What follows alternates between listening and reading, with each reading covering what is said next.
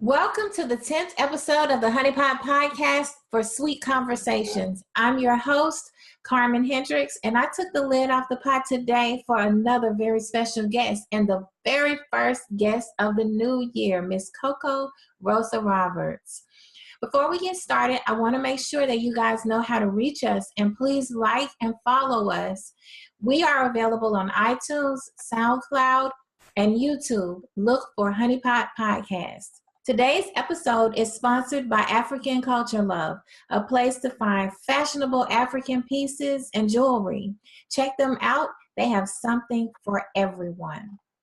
Now, let's go ahead and introduce our guest. Miss Rosa Coco Roberts is a native of Estill, South Carolina. However, she currently resides in Jacksonville, Florida. Daughter of the late Peola Roberts and John Roberts, she was raised in a single-parent home by her mother, Peola Roberts, along with her other siblings, 2 brothers and 2 sisters. Currently pursuing her bachelor's degree in psychology with a concentration in child development at Southern New Hampshire University, Rosa left Estill in 1993 and joined the U.S. Army, where she served 4 years. She is the mother of 3 very handsome young men and Gigi of 4. Rosa fell in love with writing at a very young age, making homemade greeting cards for her mother. She is very passionate about her writing, and it is truly a gift. She self-published her first novel, Losing Yourself, in 2012, followed by her children's book, The Princess and the Penguins, in 2016. Money's Trip Around the World in 2017, and will be releasing What Lies Beneath later this month, with many other books in the works. Her goal is to write and inspire those that cross her path. It doesn't matter where you're from, what situation you're in, you can overcome to do and be anything you want to be. Always remember that extraordinary doesn't fit, it stands out. It's her motto.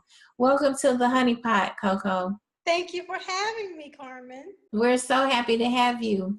Now, I know that you are familiar with our format, but I kind of want to give you a little background, give all of our listeners a background of how we handle it. So we discuss topics of today, and we interview you in between those topics because I believe it's important to know what's going on in the world today. It helps your writing become authentic and organic. And I created this avenue so that people can get to know you, know how you think, and want to purchase your books. Okay. So is there anything that you'd like to tell everyone? You can find me on any social media site. On Facebook, you can find me at Rosa Roberts. On Instagram, you can find me at Coco Roberts Books. On Twitter, you can find me at Kisses of Coco. And always remember, extraordinary doesn't fit, it stands out. I have a t-shirt that says so. Before we jump into some of the interview questions, I want to talk about Oprah Winfrey's speech at the Golden Globe Awards. I know you've heard it, and so I want to get your point of view. What did you think about what Oprah said during her speech? I like Oprah's speech in the fact that she touched on a lot of situations that are going on, especially in Hollywood today with women that have been going on for a number of years and it's just been being covered up. So I like the fact that she touched on that, and, she made people realize that, women just want to work. They need to work to provide for their families. So giving them alternative motives, like as far as like sleeping with you and things of that nature, needs to come to an end. Oprah was the very first African-American woman to receive the award that she received at the Golden Globes. It was the Cecil B. DeMille Award. Right. And she made reference to being a little girl sitting on the linoleum floor and Sidney Poitier receiving his Golden Globe Award, and then later coming back and also receiving the award. One thing that she said that was really powerful was there's nothing more powerful than to be able to tell your truth, which really was a poignant moment in her speech. She said the time is up. So what did you think about what stood out in her speech to you? What was that one thing that she said that just made you say, wow? The one when the very first sentence, basically, when she said she remembers sitting on the linoleum floor, like where she came from, and seeing. I remember she said that she never saw a man more poised than Sidney Poitier. So that stood out to me, and it made me, go back to think about the things that I say, like extraordinary. It doesn't matter where you're from. Look where Oprah started. You know what I'm saying? So just that was a wow moment for me. Mm-hmm. And for her to say, this moment has not been wasted on me, Right. and to give people that hope. I really felt that in my spirit. I felt that, because she really said some things that really touched me that most people don't say. You have a lot of people who have the voice and they don't use their voices the way that Oprah does. When she speaks, she says something powerful, and it's something that you can take with you and Right. build on. So I really enjoyed what she had to say. Now, another thing that happened at the Golden Globes, what followed her speech was Natalie Portman's statement about the Directors Award. There were no female directors that were nominated, even though there were female directors who had a phenomenal year. The director of Wonder Woman was not nominated. And that was a huge feat for her, and then for her to not Right. be nominated. And then the movie, I think it was entitled Lady Bird, that was a female director, and it won an award. I read somewhere that there have only been 7 women who've been nominated, and only one has won Wow. in the history of Golden Globes. So what do you think about that? Hollywood seems, well, in the producing world, Hollywood seems to be a man's world, even though there are phenomenal women out there producing, movies just as well or as good as men are. So that's something that needs to be addressed for Mm-hmm. next year's Golden Globe Awards. And prayerfully, we'll see, a woman being nominated. Thinking of this, do you think that in the writing world where we are, that it's male dominated, female dominated, or neutral? I think it's neutral. I've seen a mixture of both. It seems like everywhere I've gone so far, I've seen a mixture of both. So when did you first realize that you wanted to be a writer? The day that I started writing my first novel, that that was it. I never knew that I wanted to write a book. Um, I just picked up a pen one day after a very stressful breakup, and I just started writing. Okay. So you did what I tell people all the time, just write. Did you have someone edit it for you? I did. I didn't have someone professionally edit it. The first novel for me, I read it, and then I had one of my friends who was an English teacher. I had her to read over it, and then I took another. I think I had like 4 people read over it just to make sure that it made sense. Everything was flowing like it was supposed to. What was that moment that made you say, okay, I've written this, now I want to publish it? The first time that I called myself publishing it, I just printed off a bunch of papers and I took it to like Office Depot, and I put the little spiral binder on the end of it, and Mm. I was just selling like copies of it that way. And then I was like, I really want this beyond my friends and family. I really want this beyond, the people that I know. And so I went back and did some more editing, and I found a publisher, a publisher, and then, we had it edited, and I put it out there for people other than the people in Jacksonville to purchase. Well, there's nothing wrong with that. It's amazing that you say that, because do you remember the author Lynn Harris? Yes. That's how he got started. Really? Yes, he published his own books. He printed them out. Some of them were stapled, I believe. They were not professionally bound. And he went to different beauty parlors and sold his books at the beauty parlors. That's how he got his start. Really? Yes. I never knew that. Wow. Yes, he got his start that way because his books were so different from what everyone else was writing about at the time. Because of course, you know, he was tackling the homosexuality issues. That's how he gained his popularity. I remember reading one of his books, Any Way the Wind Blows, and I remember this book so vividly because I'm one of those people. It could just be that one moment in a book, and I'll remember that one line. I may not remember anything else. I'll remember that one line. And there was a line where basically did you read that book? I have not. Okay. I'm searching around for a pen so I can write it down. Yeah, right. That's because, you know, it was new for me to read this type of book, but his writing was really compelling. And so this particular story was about a man and a woman who had been in a relationship. They were supposed to be getting married, and she found out before the marriage that that he had a homosexual past, or that he actually, I think he was dating a man. I can't remember the exact details. And she was a singer, and that was the name of her song, Any Way the Wind Blows. And so she sang this song, and I remember it talking about how the words were so powerful and how she sang it, and it was so heartfelt. And it was just the way that he described her singing it. I could hear it.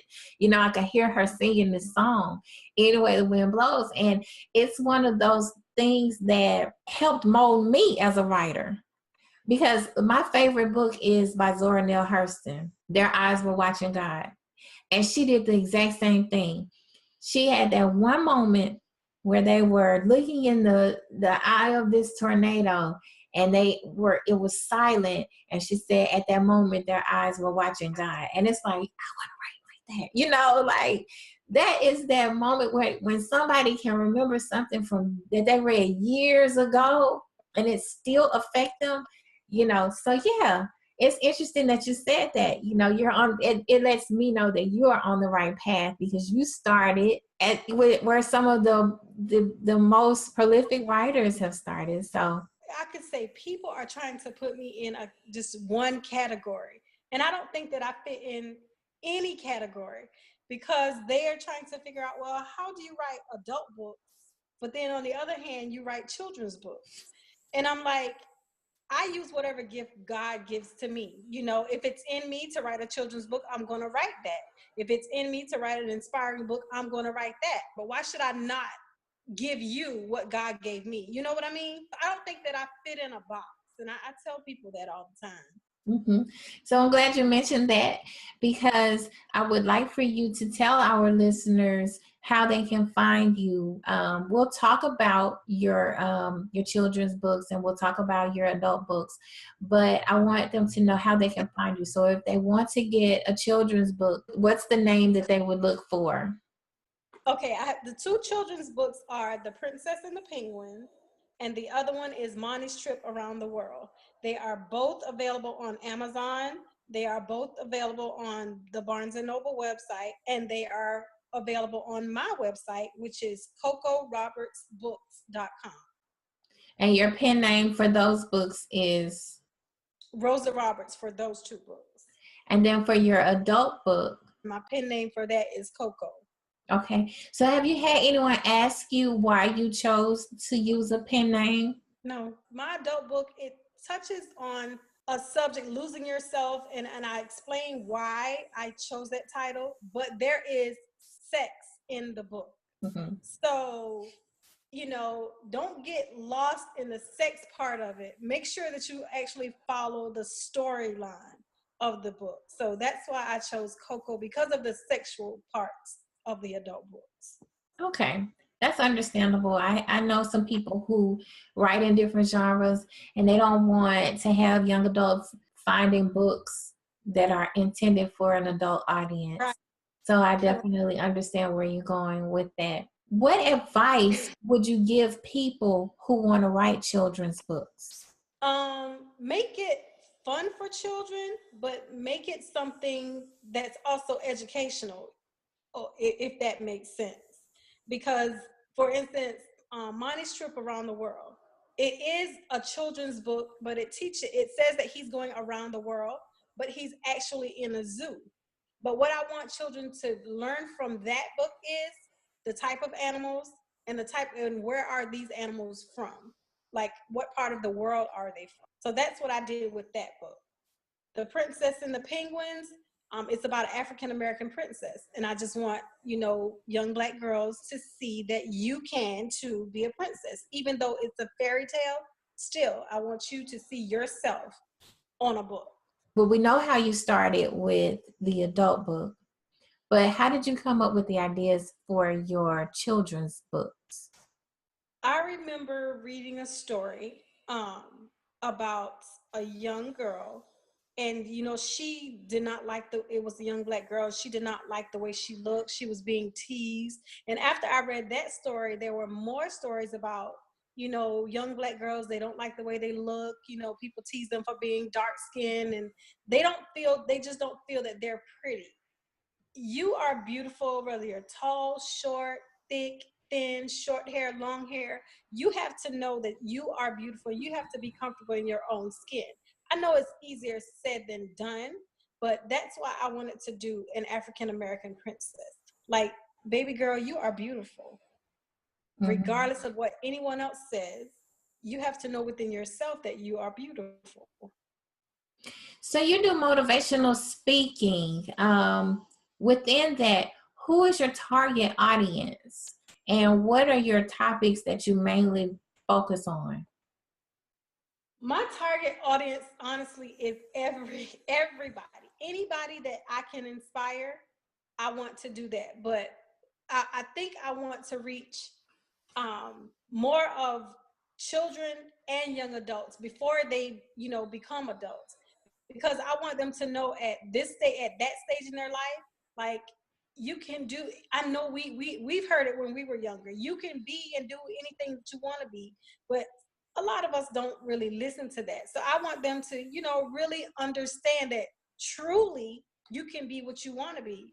Me, for instance, I tell people, and I've said this a number of times, I'm just a young, poor Black girl raised in a single mother household. My mom had 5 children. My town has 1 traffic light. Wow. Look at me. Who would have ever thought? I would have never thought that I have self-published 3 books. So no matter what your situation, no matter where you're from, if you're dedicated and you want it and you believe it, you can do anything you want to do. I agree. You can. Now, I'm glad that you said that, because that kind of leads me into another topic, because as a motivational speaker, as an author, you are a businesswoman. And in the news right now, we have a story of Rashiekia McCloud, who owns an event planning business, executively made, located in Jacksonville. And right now she's going through a PR nightmare because she had a client, Miss Ariyan Johnson, who was planning her baby's first birthday party, but was unfortunately killed in a terrible incident where she, her daughter, and her husband or fiance, I'm not sure, her significant other, they were all killed in this incident.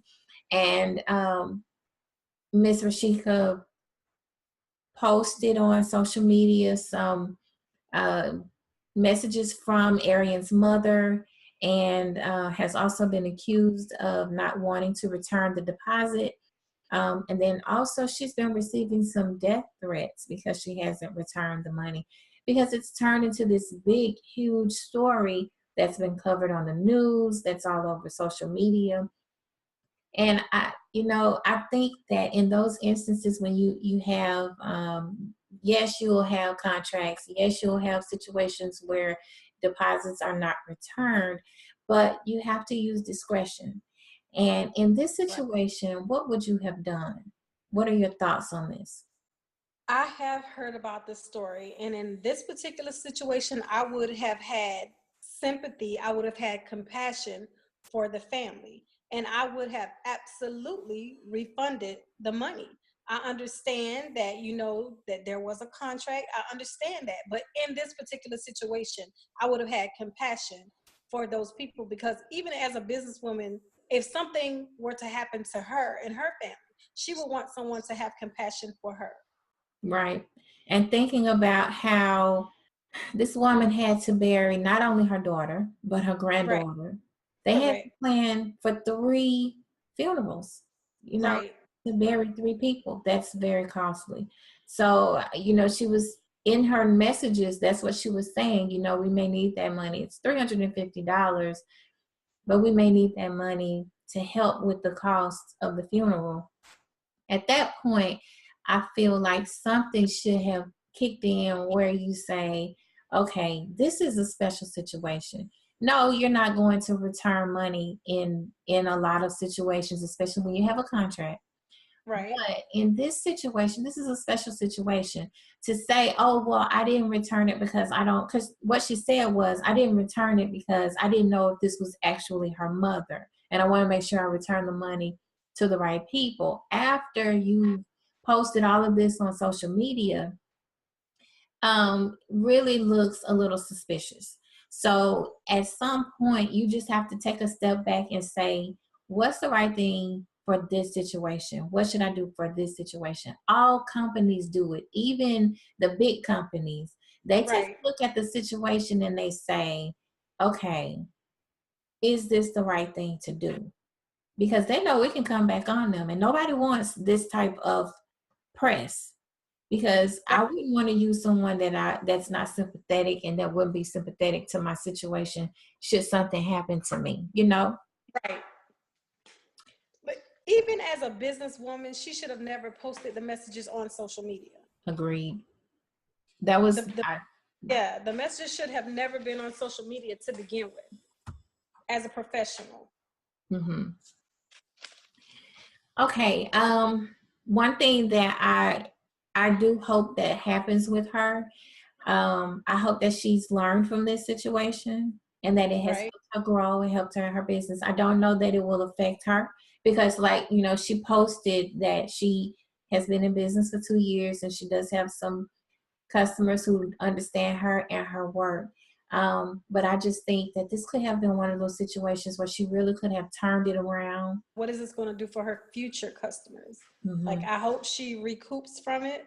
And like you said, I hope she has learned her lesson from this and learned to have compassion for people, Mm-hmm. in the future. Right. Especially when you're in business.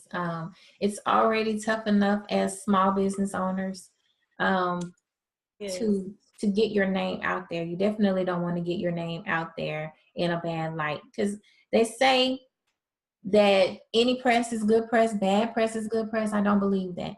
Bad press is not good press in the age of social media. No. At all. Not these days. Okay. And speaking of bad press, let's talk about Mississippi.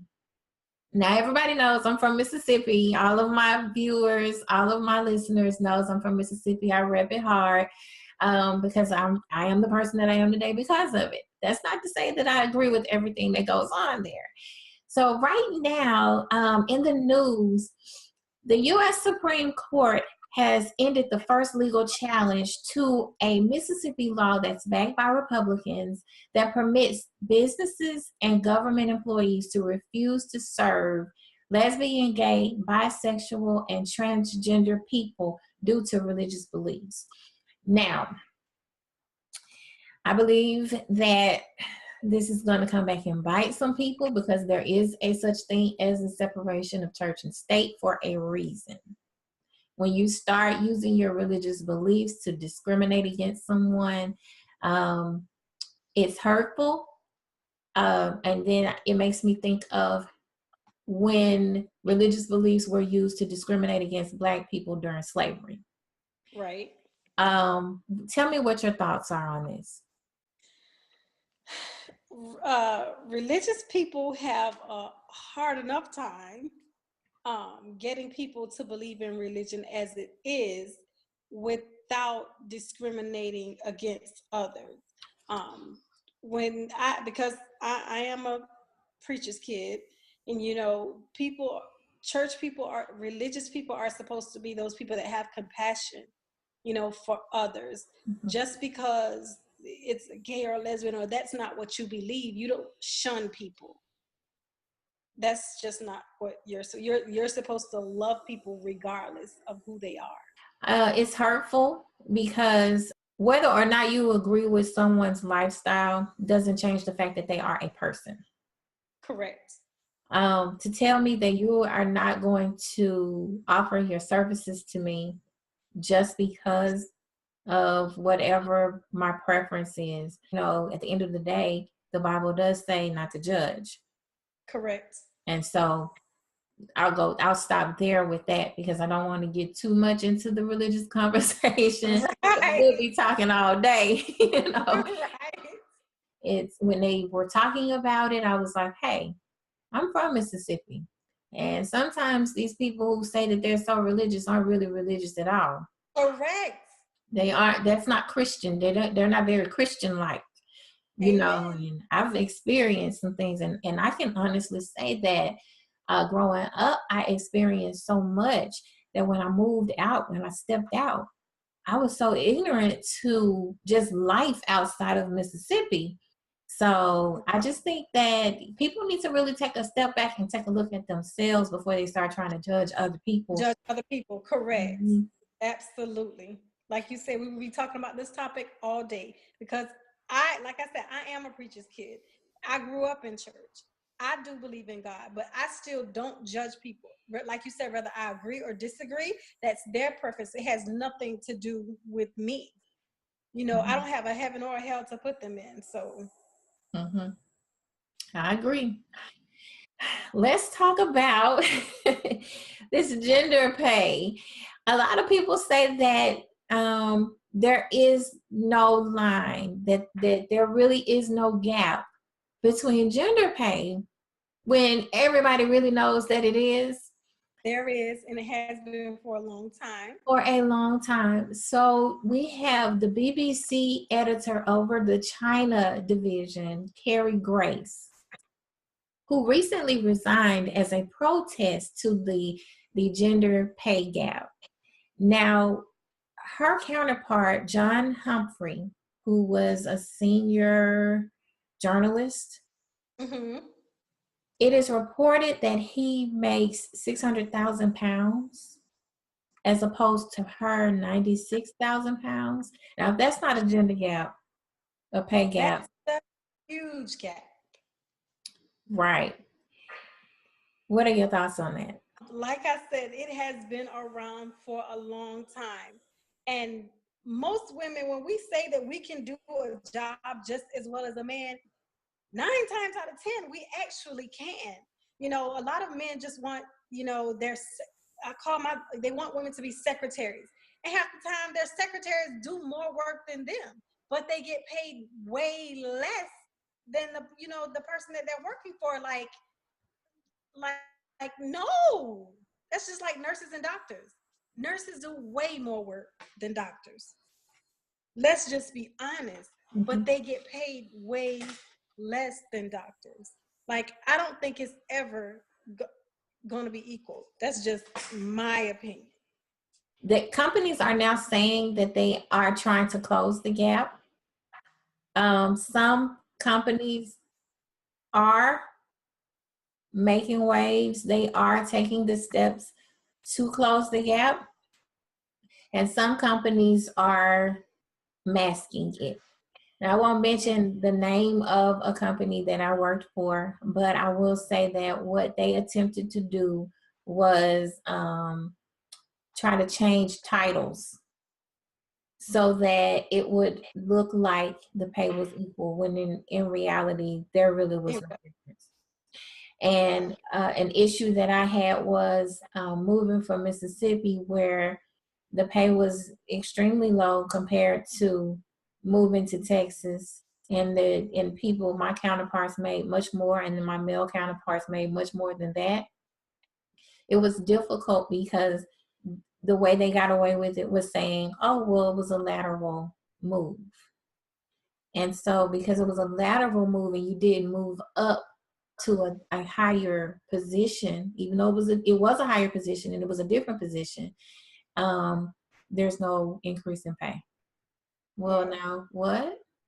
I did get a small increase because of moving to Texas, and the cost of living was higher, but I didn't get the increase so that I would be equal to my counterparts. And that's an issue that a lot of people face. And that's the way that these companies are getting around this gender pay equality. Until we have transparency and we're able to really talk about the issues at hand, and I can see I'm making, because companies make it where it's against the rules for you to even talk about salary, and that's why, because they know, right. They're paying Susie $75,000 and they're paying Jane $50,000 and John is getting $100,000. Right. And they're all doing the same job. And Right. Susie and Jane might actually be doing more than John. Correct. And so I've seen it. I've seen it firsthand. And until we have that transparency, I don't think that it'll change. Do you have, what would your suggestions be to help close that pay gap? I really don't know, because they tell us, go to school, get your education so you can make more money. And in reality, like you said, it does not matter that I went to school and graduated in the top 5% of my class, and John went to college and he didn't graduate, but he went and he still makes more money than me. I really don't know how, like, this situation could be handled better. Like you said, it has to be some transparency, and just for the owners of the business, just to be honest, think about the families of these people that you're paying. I don't think that they realize men do have families that they have to take care of, but women have families that they have to take care of. Exactly. Single mothers, and all they want to do is work to take care of their families, but yet they aren't getting paid as much. And they are a lot of single mothers these days are busting their butts to work a full-time job and go to school, because people tell us all the time, go to school, get your education, and when you get that degree, you'll make more money. And in reality, I'm not making more money even though I have my degree. Mm-hmm. So like you said, women have families just like men do, and we just want to be paid equally for doing what we do, just like men. Mm-hmm. So, talking about money, as a writer, what's the best money you've ever spent? The best money I've ever spent is getting my books published and getting my t-shirts out. Investing in yourself will always be the best money you will ever spend. Okay, so tell us more about your t-shirts. I have on one of the t-shirts, I don't know if you can see it, but it's the one that says extraordinary doesn't fit, it stands out. Mm-hmm. I developed that saying talking to one of my cousins and talking to my niece. My niece is she's biracial, and her dad's Black, her mom's white, and they live in Virginia. And she was just like, well, Auntie, nobody wants to be my friend, and I just feel different from all the other kids, and I just don't feel like I fit in. And I simply said to her, baby, extraordinary doesn't fit, it stands out. So you may not, you don't fit with those people, doesn't mean that you're better than anybody. You just stand out from the rest. There's something different about you that's extraordinary. Another t-shirt I have is aspire to inspire. That speaks for itself. You need to be that person that aspires to inspire everybody that you come in contact with, everyone around you. Try to speak something inspirational. Try to speak some positivity into their lives. Which of your books would you say is your favorite? The Princess and the Penguins. Why? Because she looks like me. And in writing that book, when after I wrote it and it was published and it came to my house, I cried. Oh, With Losing Yourself, I didn't cry, but with The Princess and the Penguins, I cried because I dedicated the book to my mom who passed away. And I did different in any book that you see that I do, you'll see different shades of pink. Because my mother was a breast cancer survivor. That's not how she died, but she was a breast cancer survivor. So I do believe in repping breast cancer all year long. I don't think pink in just October. I think pink all year long. So with that book, I cried, and it's just my favorite. I'm glad that your mother was a survivor of breast cancer, because it's difficult. It's a difficult process to go through. It is. It really is. Okay, so you got this wonderful feeling when you saw your book, which is interesting because you didn't cry with your first book, but you cried I with this did. one. Yeah. That's cool. All right. So we talked about women, and we talked about women inequality. There's something that's also in the news right now that's actually sad, but when we started talking about equality, it made me think of it. And this is the young lady who was a sport reporter, which is not, they're very far and few between. Right. She's missing. And Okay. Houston police are looking for her. They're searching for her now. Her name is Courtney Rowland. She is 29 years old. She normally covers Texas A&M football. Mm-hmm. She was last seen 4 p.m. local time on January 6th. So if anyone knows anything about this young lady and her whereabouts, please come forward, because Houston police are searching for her. And it's very sad. Even though we write about it and we talk about it, when we see it and we hear about it, it's always still the same feeling. It's still that devastating feeling. Do you have any thoughts on that? I have children, and I tell my children all the time. I know sometimes it's easier said than done, but always let at least one person know your whereabouts, and try not to travel late at night by yourself. Like I said, it's easier said than done, and I know she probably was working or whatever, but just and be mindful of your surroundings.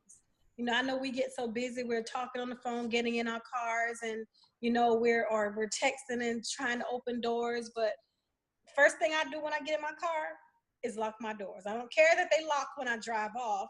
Lock your doors as soon as you get in your car. And even now, if I go to the store and I feel like a car has turned too many times behind me, I don't care if I'm about to turn into my house. I will pass my house, go back around, and come back, because I don't know if they're actually following me or not, because I'm just that person. If you ever feel like you're being followed, listeners, this is something that I tell everybody. 2 things. One, especially for women and children, if you walk to your car and your car's in the parking lot, it's fairly empty. Even if it's not fairly empty and there is a big van parked next to your truck, your car, your Right. vehicle, keep walking.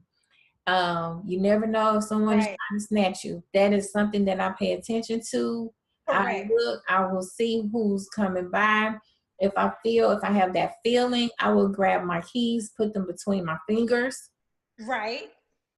Those types of things. Another thing, if you're driving and you have someone that you feel like they're following you, go to a local police station or fire station. That is something that I try to tell people, because you never really know. Right now, like I said, people are so. And that's the thing. Stop posting. I know people. I don't know why people do it, and they have their preference to do it if they want to. I just don't do it, and I feel like a lot of people need to stop doing it. Stop checking in everywhere you go. Oh yes. Stop checking in everywhere you go. Stop telling people you're not at home all the time, because if somebody's looking for you, baby, you're easy to find, because they know exactly. You check in everywhere you go. Stop doing that. Stop posting your every move on social media, whether you know it or not. People are watching. What was that moment when you realized words were power? Growing up, actually, when, like I said, I was raised by my mom, but she would always try to encourage us and, speak positive things over your life. And I try to tell my kids that now. Speak, like I said, I was a church kid, so we always were taught to speak those things as if they are. So, speak positive things over your life, and that's what will be. If you continue to speak negative things all the time, then that's what will be. So growing up is when I knew that words were powerful. Last question. This really is the last question. This is the last interview question. This is a question that I ask everybody. Okay. What does literary success look like to you? When someone can read one of my books and remember a line out of my book like you have remembered out of the books that you have read thus far. Like you are the first person that I've heard that can remember a line out of a book. I know people that read all the time, but they can tell me the name of the book that they've read, but they can't tell me like a particular line that was their best out of a book. I'm telling you, that's really what helped mold me. That's what made me say, look, I want to be a writer. Because when I was, and I tell this story all the time, when I was in the 3rd grade, I wrote this poem. They were telling me, it was called Expressions. And they tried to take my award because they said, you should not know how to spell those words. Not knowing what my background was. I've always been a word person, a line person, and so that's why I remember certain lines from a book because I've always been a lover of words. Everybody, they laugh at me when I say that because, when they ask me, what's your favorite book? Oh, Zora and Hurston, Their Eyes Were Watching God. Why? Because, and I can tell them why. It's like, they're like, really? But that's why. Oh, okay. Yeah. Okay, see? So that's what literary success means to me. All right. Well, I need to read your books. Remember that line. And then I'm going to come back and tell you when I have you back in the pot. Okay? Okay. All right. Yeah.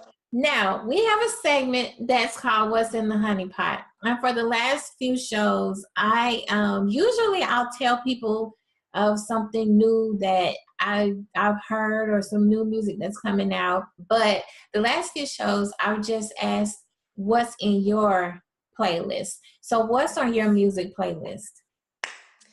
Some of everything. For my gospel inspiration, I have a song by Ariyan Johnson that I love, Better Days. For my inspirational R&B, I have a song by Tweet, When I Get Discouraged. I Was Created for This. Like, I love that song. I love that song. Like, seriously, when I get discouraged and I feel like, well, shoot, nobody's paying me any attention. Well, my books aren't doing anything. Well, things are just not going. I listen to Tweet and I say, look, you were created for this. Like, I will play that song all day, every day. I just played Leandra's Better Days this morning. So those two songs really, really, really helped get me through. Okay. Do you have any last words for our listeners and viewers today? I just hope that I've said something to inspire you guys or make you guys want to know more about me, want to pick up a t-shirt or a book. And you also, again, you can find me at cocorobertsbooks.com, and you can find me on social media, Facebook, Rosa Roberts, Instagram at Coco Roberts Books, and on Twitter at Kisses of Coco. Okay, awesome. So we will end with my Carmenism for today, and that is, don't be afraid to grow. We always want to go back to what is comfortable, what we know. That sometimes leads us to things and people that are not always good for us. In this new year, remember to be the seed that grows. You can't flower if you stay on the ground.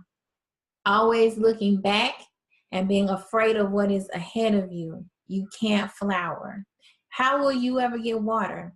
How will you ever get food? How will you ever get sunlight? Keep pushing through the surface and find your strength. There is always strength in what lies ahead. So thank you, Miss Coco, for joining today's show. We appreciate having you. We had a great conversation. Did you have fun in the pot today? I did, Carmen. Thank you for having me. Okay, I'm so glad that you came. I want to thank our audience for taking the time out to listen to us today on the Honey Pot Podcast. I'm your host, Carmen Hendricks. Be sure to subscribe to the podcast and like us on Twitter, Facebook, and Instagram using the handle @honeypot podcast. You can also find me at carmenhendricks.com. That does it for today's podcast. I'm putting the lid back on the pot. We'll see you next time. Bye.